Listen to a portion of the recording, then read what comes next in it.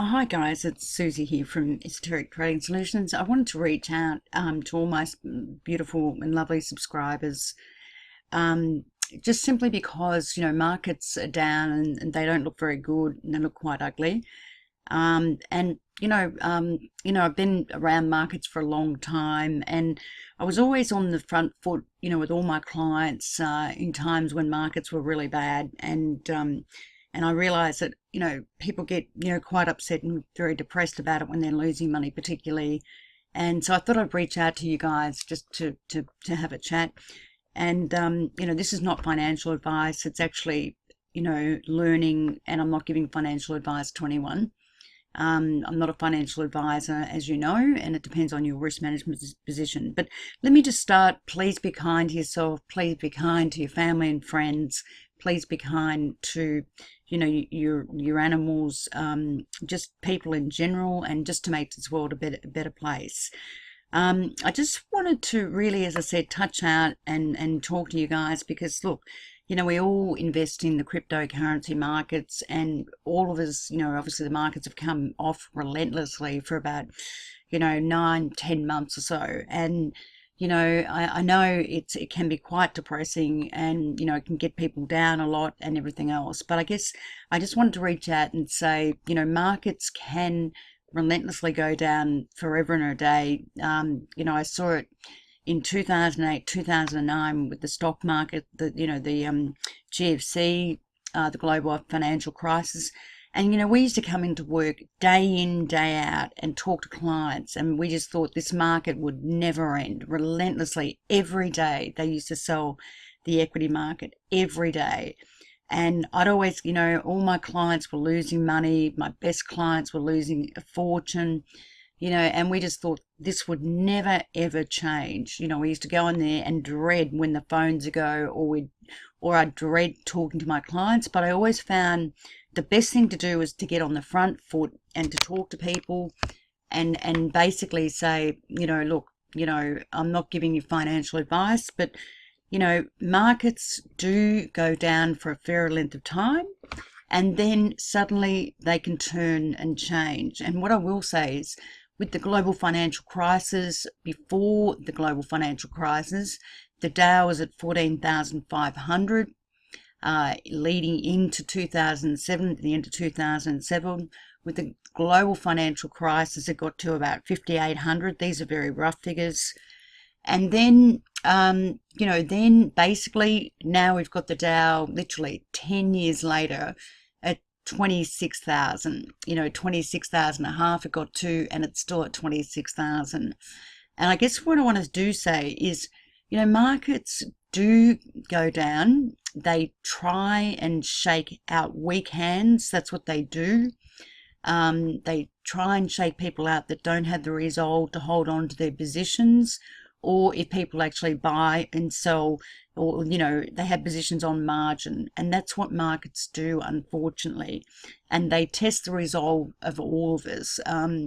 And often the traders will try to push markets down as much as they can so that they can get things as cheap as they can. And they test certainly the patience of investors and investors like myself, for example. But the thing is, I've worked in markets long enough to know that markets can turn and they can change on a dime.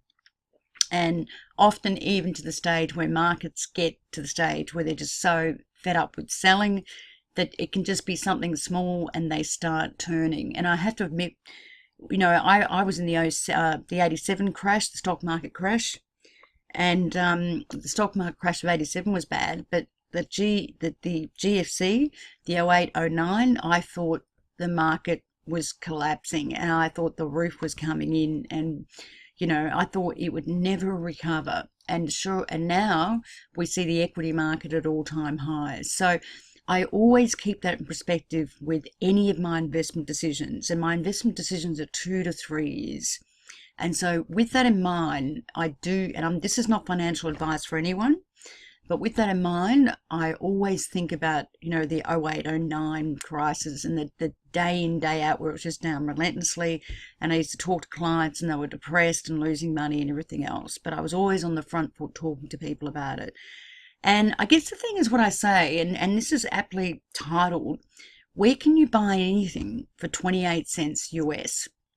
And say, and I've got XRP here, but hardly anywhere. Where in the world can you buy anything for 28 US cents?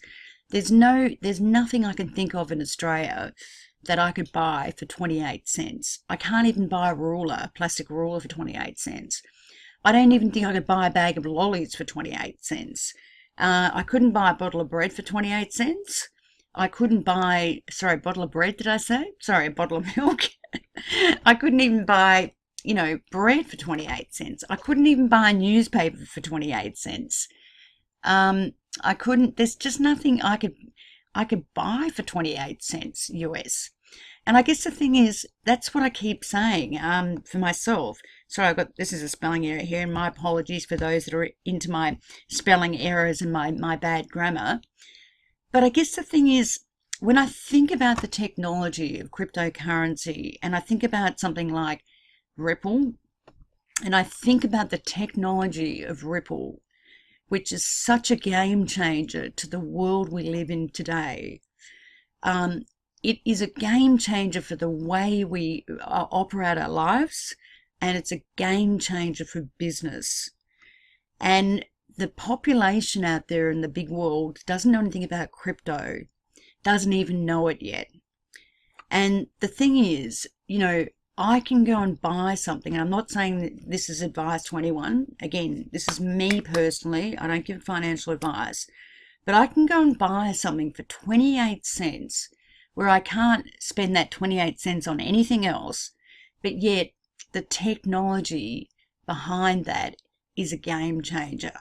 I mean, it will change literally the way we do business and the way we live our lives forever. And honestly, I find that pretty amazing. And I have to say, people that bought in the stock market crash in 08, 09, now have never looked back because they made an absolute fortune. They bought the US equity market. They sat there, they forgot about it, they put it in the drawer and basically saw the market go up, up, up, up, up. Now, I guess the thing is, with the cryptocurrency market, we keep seeing it go down and we keep seeing it go down. And yes, it's incredibly frustrating. The Bitcoin shorters are getting shorter by the minute. They keep getting shorter. From currently, I think it's about 38,000 short contracts, and they keep getting shorter. But what's in my mind is eventually markets do recover, no matter what markets they are. We always think it's different this time around. We always think, oh, but this is different. The market's going to stay down. But whatever market we're talking about, currency, equities, bond markets, mortgage-backed security markets do recover. And sometimes the market just gets sick of selling. And sometimes it can be the smallest thing and a market can just change on the dime of something. And when it changes, often it's very fast. And, this is just what I've seen over life and over history of markets. So when I think about just, and this is just a general conversation, I don't have any facts and figures today. When I think about markets generally, markets are there to shake out the weak hands. Okay, that's what they want to do. That's what the traders want to do. They want to shake out, with volume. We saw whales in the market yesterday, the big whales selling Bitcoin. Apparently a dormant account from 2014 sold something like 100 million. And I don't know why the fellow or the girl sold 100 million now when Bitcoin, was around 6,900, when they could have sold last year at 20,000 US. But I guess that's what the traders do. They like to, push the market down as far as they can and basically shake out the weak hands. And that's what they do. So for me, as an investor, and this is my investing portfolio that I look at for me, I'm relaxed. I look at the fundamentals of, say, a Ripple, an XRP, and when I think about that, I can actually buy something that's 28 cents US that is cheap cheap, cheap, cheap, cheaper than anything I know. Cheaper than milk, cheaper than bread, cheaper than coffee, toilet paper, a newspaper. There's nothing I can think where I could go out with 28 cents and buy something in this country in Australia. I don't know what it's like in America, but certainly in this country. And to think that that technology is a world changer and a game changer, and the sheep, the masses of the population don't even know it. And they don't know it because they're not aware of the technology and they don't understand it. And it's just like the internet. I remember when the internet came out, we didn't believe in the internet. We were trying to use it in Treasury on a front office dealing desk. We couldn't remember the www and the hash and the dots and all this sort of stuff, and we were terribly frustrated. And we thought this is just crap. It's we thought this is just garbage. We didn't understand it. And just like Jamie Dimon, who said Bitcoin's a pyramid scheme, and every other banker out there, and of course they will, because they don't understand it. It's like Warren Buffett. He doesn't understand the technology. Well, we didn't understand the internet, and we thought it was like a fly-by-night thing. We thought, it's going to come and it's not going to last, because we couldn't remember a thing, and we were frustrated. We couldn't get up what we wanted, and we just thought this is all too silly and too hard. But I guess the thing is, knowing what happened in the internet and living through that experience in the 90s, and then realizing where that went, and even then they sold internet stocks. They sold them down. They sold, all the internet stocks way down, and knowing where they went now, and knowing where the IT stocks went now, when I look at the cryptocurrency market and the technology, it is game changing and it's as big as the internet. That's an absolute fact. And something like a Ripple, which is tested time and time again, forget about the fudders, it works. It happens. They're doing it. They had clients every day.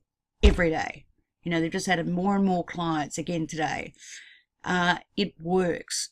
And all those people out there that have no idea and keep, they're Bitcoin maximalists or minimalists or whatever they call themselves, and they keep putting it down, well, that's fine, because there's nowhere in the world I can think of, in my world particularly, where you can buy something for 28 US dollars. Now the question is, am I going to go and buy the Dow at 26,000? Look at the alternative for me. Just for me, am I going to buy the Dow at 26,000 from its low of 5,800 in 2008? Am I going to go and buy Amazon, a $1 trillion market cap? Am I going to buy Apple with a $1 trillion market cap? And again, this is not financial advice for you guys, it's for me. I say no way would I do that, because for me, I feel those markets are fully valued. A matter of fact, priced for perfection. That's what I think. And there's nothing game changing anymore. They're priced for absolute perfection. So the fact that I can go and get something like an XRP for 28 cents, and a cup of coffee in this country cost me $3.80 or $3 somewhere if I know where to go for a cheap cup of coffee. I can't even buy a newspaper for that. I don't think I can buy anything for that. I find that incredible, given the technology, given it's going to change the way business will operate forever and the way our lives will operate forever. So with that, I always keep the bigger picture in mind. Yes, I'm losing money. Absolutely. I'm not, I'm not making money while everyone else is losing money. I'm actually losing money too. But I know, the traders out there and the big whales will push this market down to its limit, and they'll test anyone that's got margin to their limits, and they'll make everyone close out because they're tested to the ends of their limit. Now, I saw that in the equity market, and that's why the equity market went down again in 2009. But I guess the thing is, if people use cash and not margin, they can endure the downside. But that's what the traders do. They will push the market to the extremities, no matter what market that is. And I've seen those extremities, and when they hit those extremities, it comes back with a vengeance. So going into my next slide, there's nothing more here, but going to my next slide, I guess for me, as an investor, I keep the big picture always in mind. I'm a believer in the fundamentals, because eventually the fundamentals, the clients, the technology, and the fundamentals will, and the usability will show and will convert to where the true value of a cryptocurrency should be. And no matter which way you want to value cryptocurrency or whatever, you know, if the fundamentals are absolutely so good, like they are with a Ripple, the technology is there and it works no matter what, eventually it will reflect in the price of that cryptocurrency. That is my honest belief. Now, again, this is not financial advice. This is for me. This is for me. Now, the thing is, there's a whole world out there of 7.1 billion people, 4.1 billion people that are poor, living in poverty. You know, and cryptocurrency is a game changer. It's a great equalizer, because even the poor, even the not wealthy, even the middle class or the lower middle class, or people that are in a poor situation, can change their lot. Because in a certain way, cryptocurrency brings meritocracy, and hopefully it'll start distributing some of that wealth from the 1% that have too much. But anyway, I just wanted to touch base with you guys to reach out, because if you're feeling bad, we all feel bad when we lose money and when the market keeps going down. It's very frustrating. It's just terrible. You know, I have clients that are, you know, worried about it and all those sort of things. But I always try to keep the big picture in mind. You know, this is groundbreaking technology. Whether we look at XRP or whether we look at a, you know, a V chain, you know, a fund, whether we look at a Bitcoin, whatever, you know, this technology will change the shape of the world we live in. And just like Jack Ma said from Alibaba, who's a very switched on smart guy, you know, and he got so many knockbacks as a young man trying to get work and whatever, trying to get work and trying to get investors in, and the guy, you know, got pushed down every day for years. But that guy kept coming back, and he said, this cryptocurrency technology will change the world. And he's absolutely right. You know, he's absolutely right. So I have no doubt in my mind. And when I consider that I can actually get something, you know, for less than anything, I can even buy an incredible cryptocurrency for 1 or 2 cents, which has got groundbreaking technology, not even just an XRP. I think it's just an incredible opportunity the way I see it. But that's for my own personal portfolio, for my investments.